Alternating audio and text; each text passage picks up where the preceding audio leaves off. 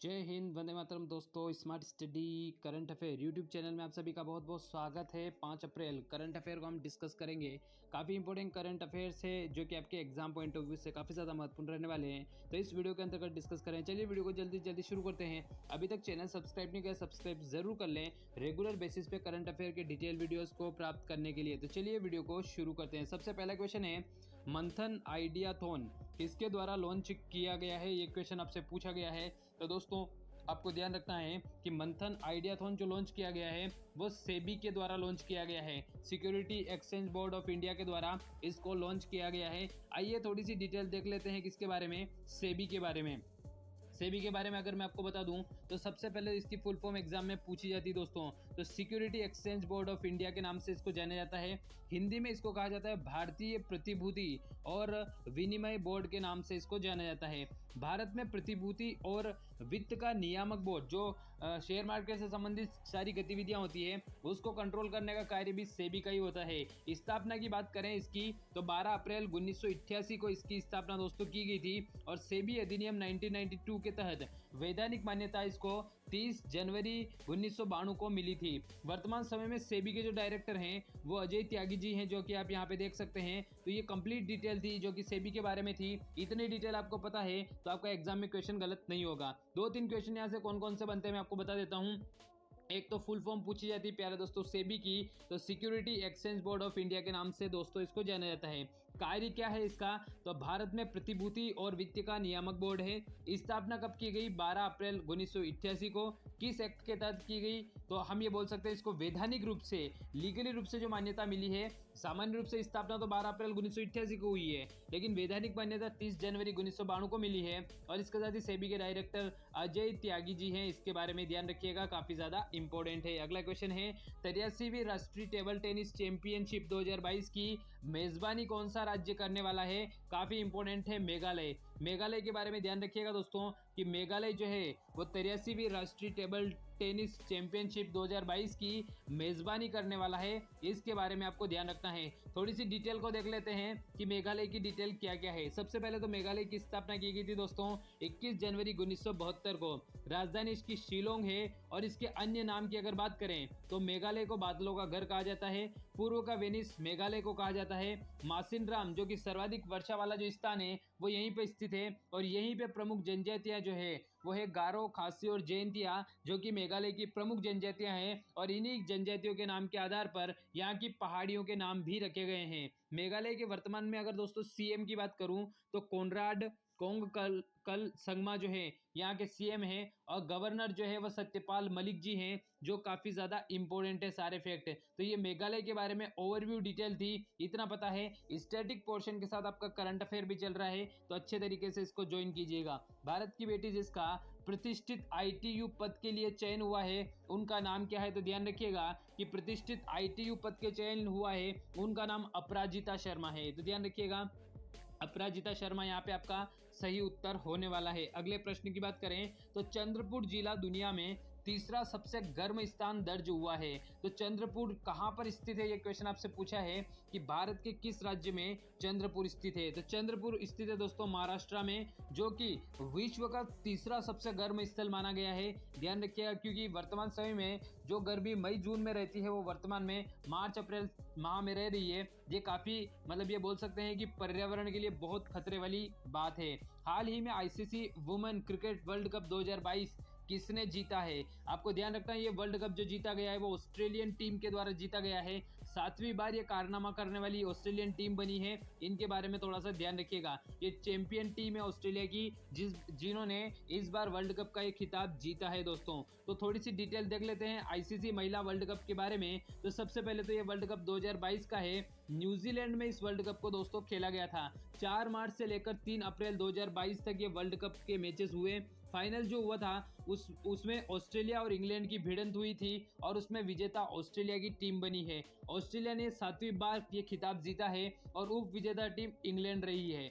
इस पूरी टूर्नामेंट प्रतियोगिता जो आईसीसी वुमेन वर्ल्ड कप की जो हुई थी उसमें कुल टीमें 8 थी, जिसमें से कुल मैच जो हुए हैं वो 31 मैच कुल हुए हैं। और इन सभी मैचों की बात करें और फाइनल की अगर बात करें तो प्लेयर ऑफ द सीरीज का जो अवार्ड मिला है वो एलिसा हीली को मिला है, जो कि ऑस्ट्रेलियन खिलाड़ी है। और मोस्ट रन जो बनाए हैं वो एलिसा हीली ने ही बनाए हैं, 509, जो कि ऑस्ट्रेलिया की है। तो इसके बारे में ध्यान रखिएगा, इसी कारण से इनको प्लेयर ऑफ सीरीज का दोस्तों अवार्ड मिला है। अगर बात करें कि सबसे ज्यादा विकेट्स किसने लिए हैं तो सोफी एलेस्टोन जो है, जो कि 21 विकेट इस वर्ल्ड कप में उन्होंने लिए हैं और ये इंग्लैंड की खिलाड़ी है, इनके बारे में आपको ध्यान रखना है। अगले क्वेश्चन की बात करूं, किस बैंक के द्वारा स्मार्ट हब व्यापार कार्यक्रम और ऑटो फर्स्ट ऐप लॉन्च किया गया है, वो बैंक कौन सा वाला है? वो बैंक आपका कौन सा है? एचडीएफसी बैंक है। आपको पता है कि एचडीएफसी बैंक और अभी इसी की जो संस्था है उसको मर्जर कर दिया गया है, तो ये काफी इंपॉर्टेंट करंट अफेयर में काफी ज्यादा चल रहा है,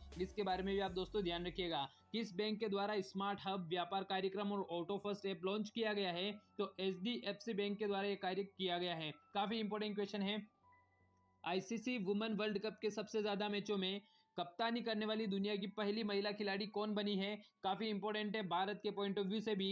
तो मिताली राज जो है इंडियन कैप्टन, उन्होंने ये बोल सकते हैं कि आईसीसी वुमेन वर्ल्ड कप के सबसे ज्यादा मैचों में कप्तानी की है। ध्यान रखिएगा, ये है मिताली राज जो कि इंडियन कैप्टन है, इनके बारे में ध्यान रखना है। टोटल इन्होंने एज ए कैप्टन के रूप में अभी तक अपने जितनी बार भी ये वर्ल्ड कप खेली है तो 24 वर्ल्ड कप गेम्स या मैच इन्होंने खेले हैं एज ए कैप्टन के रूप में, कप्तान के रूप में 24 वर्ल्ड कप के मैचेस इन्होंने खेले हैं। अगला क्वेश्चन है, भारत की पहली रैपिड रेल का अनावरण दिल्ली से कहां तक किया गया है? तो भारत की पहली जो रैपिड रेल है उसका अनावरण जो किया गया है वो दिल्ली से मेरठ, ये काफी ये चर्चा का विषय है। तो दिल्ली से मेरठ तक इसमें लगभग 55 मिनट में 80+ किलोमीटर की डिस्टेंस ट्रेवल की जाएगी। आप देख सकते हैं कि कम समय में बहुत ज्यादा डिस्टेंस ट्रेवल करने वाली ये ट्रेन। तो भारत की पहली रैपिड रेल का अनावरण जो है वो दिल्ली से कहां तक किया गया है? तो मेरठ तक किया गया है, ध्यान रखिएगा दोस्तों। अगले क्वेश्चन की बात करें तो the Indian Antarctic bill 2022 Lok Sabha में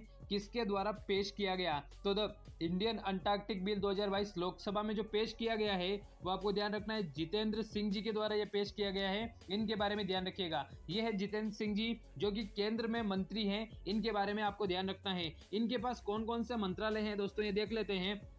तो ये राज्य मंत्री का दर्जा प्राप्त किए हुए हैं। तो मिनिस्टर ऑफ स्टेट इनको मिला हुआ है मिनिस्ट्री ऑफ अर्थ साइंस से संबंधित। इसके साथ ही मिनिस्टर ऑफ स्टेट ये इनके पास इंडिपेंडेंट चार्ज है वो है साइंस एंड टेक्नोलॉजी का।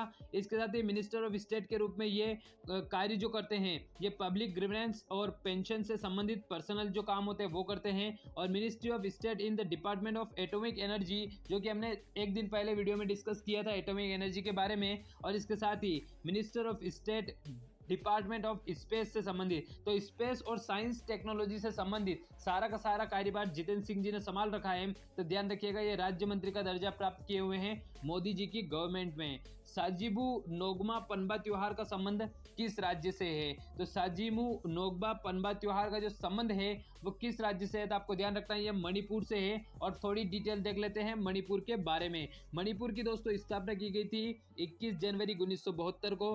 मणिपुर के लिंगानुपात की बात करूं तो 987 मणिपुर का लिंगानुपात है।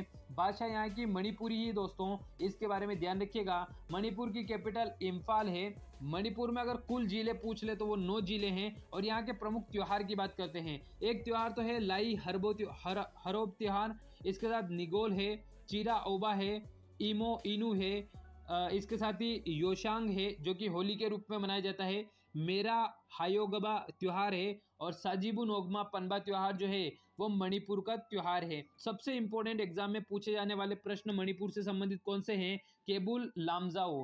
केबुल लामजाओ जो है वो तैरता हुआ पार्क है दोस्तों, जिसमें संगाई हिरण पाए जाते हैं। और यहाँ पे जो छोटी छोटी वनस्पति होती है उसको फुमडी के नाम से जाना जाता है। ये भी एग्जाम में पूछा गया कि फुमडी क्या है और संगाई हिरण कहाँ पे ज्यादा पाए जाते हैं? तो केबुल लामजाओ में है। एक और क्वेश्चन पूछा गया था कि कौन सा जो नेशनल पार्क है वो कि तैरता हुआ है, तो वो केबुल लामजाओ है जो कि कहाँ पे है? मणिपुर में है। आजाद हिंद फौज का स्मारक मणिपुर में है। लोकटक झील मणिपुर में है। और केबुल लामजाओ राष्ट्रीय उद्यान जो है वो भी मणिपुर में है। तो ये तीनों के तीनों क्वेश्चन एग्जाम में पूछे जा चुके हैं, इनके बारे में भी आपको ध्यान रखना है। अगले क्वेश्चन की बात करें, हाल ही में राष्ट्रपति रामनाथ कोविंद किस देश के 3 दिवसीय यात्रा पर गए हैं? आपको पता होना चाहिए कि तुर्कमेनिस्तान की यात्रा पर हमारे राष्ट्रपति जी रामनाथ कोविंद जी गए थे, तो इनके बारे में आप थोड़ा सा ध्यान रखिएगा। अगला क्वेश्चन काफी इंपॉर्टेंट है, जो कि महिला सशक्तिकरण पॉइंट ऑफ व्यू से काफी ज्यादा इंपॉर्टेंट है दोस्तों। किस राज्य ने सी ऑटो स्टैंड स्थापित किया है? वो राज्य कौन सा है जिसने सी ऑटो स्टैंड स्थापित किया है? आंध्र प्रदेश। अभी हाल ही में, क्योंकि देखो स्कॉच जो अवार्ड मिला है वो भी आंध्र प्रदेश को मिला है, तो अभी आंध्र प्रदेश काफी पीक पर चल रहा है दोस्तों। हर मामले में एक बेहतर प्रयास किया जा रहा है। यहाँ के जो मुख्यमंत्री है जगन मोहन रेड्डी जी, उनके द्वारा काफी बेहतरीन इनिशिएटिव लिए जा रहे हैं। तो क्या है सी ऑटो स्टैंड? तो महिलाओं और छात्राओं को सुरक्षित परिवहन प्रदान करने के लिए आंध्र प्रदेश के चित्तूर में पुलिस ने 3 सी ऑटो स्टैंड जो है वो स्थापित किए हैं, जिससे कि महिलाओं और जो लड़कियां होती है उनको अपने गंतव्य स्थान पर सुरक्षित रूप से पहुंचाया जा सके। इनके बारे में ध्यान रखना है। अब यहाँ की बात करते हैं कि राज्यपाल कौन है, तो विश्व भूषण हरिचंद जी यहाँ के राज्यपाल हैं और मुख्यमंत्री हैं YS जगन मोहन रेड्डी। रट लीजिएगा अच्छे तरीके से, एग्जाम में एज इट इज टपकने वाले हैं क्योंकि काफी चर्चा में है। अगला क्वेश्चन है, हाल ही में किस राज्य सरकार ने मुख्यमंत्री बागवानी बीमा योजना का जो पोर्टल है वो लॉन्च किया है? वो गवर्नमेंट है कौन सी? हरियाणा की गवर्नमेंट। तो इनके बारे में ध्यान रखिएगा कि मुख्यमंत्री बागवानी जो बीमा योजना है वो हरियाणा की गवर्नमेंट के द्वारा दोस्तों लॉन्च किया गया है। इस प्रकार से महत्वपूर्ण क्वेश्चंस को हमने डिस्कस किया। उम्मीद करता हूँ ये वीडियो आपको अच्छा लगा होगा। इसी प्रकार के रेगुलर वीडियोस के लिए आप smart study current affair YouTube channel को सब्सक्राइब कर सकते हैं।